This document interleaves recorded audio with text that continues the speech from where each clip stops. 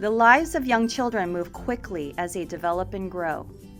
But have you ever stopped and really looked at how they are thinking, how they make meaning of the world around them?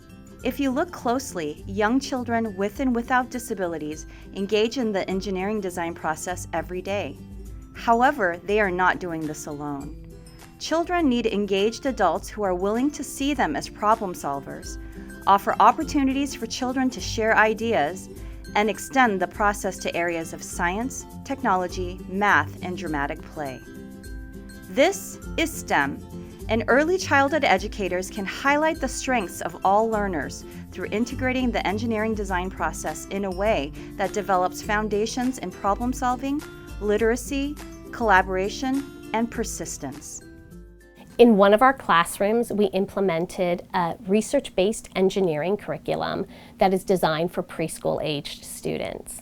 And we chose to implement this program in our inclusion classroom that has children with and without disabilities. We know from research that children with disabilities, and specifically children with autism, actually can access their typically developing peers, engage in more collaborative and cooperative play when they're engaged in an engineering activity. We introduce the engineering concepts and the problems using a puppet, and I think that kind of animation and using a puppet voice kind of reels them in, and they're kind of intrigued by what the puppet Evie is going to say or what her engineering problem is.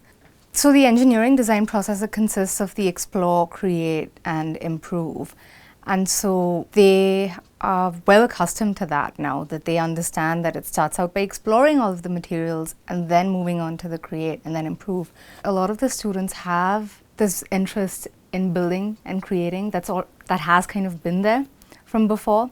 So I think that when we started this project, a lot of it has involved building, creating, putting something together, so that channels that interest that's already existing in them. While the children were exploring the materials and creating their fans, we were listening to the language that they were using. So propulsion was one. And so we would then take that juicy word and put it up on a board that was in our whole group time. The children would, listen to it, and not all of them understood propulsion, but they understood the notion that the ball was moving and some of the materials made the ball move faster or slower. And so those were great ways to expand on their vocabularies. So talking about wind in both fiction stories as well as nonfiction books, that incorporation of literacy and engineering really shows that STEM is a vehicle for developing in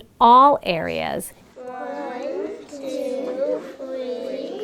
So by introducing this engineering program, we were able to see children with and without disabilities engage in the steps of the engineering design process of explore, create, and improve.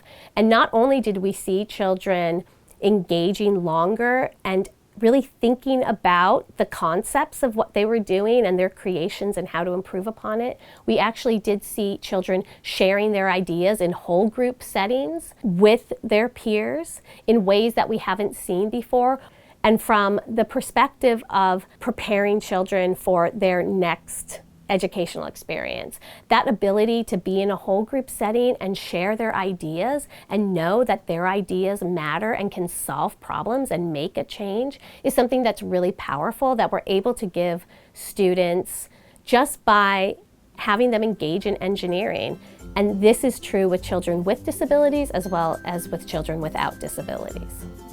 For early childhood educators looking to engage young children with and without disabilities in STEM, introduce the phases of the engineering design process, explore, create, and improve in developmentally appropriate ways. Programs such as We Engineering can provide teachers with a starting point. Provide the time and support for children to work together and to share their ideas. Connect children's ideas to books, both fiction and nonfiction.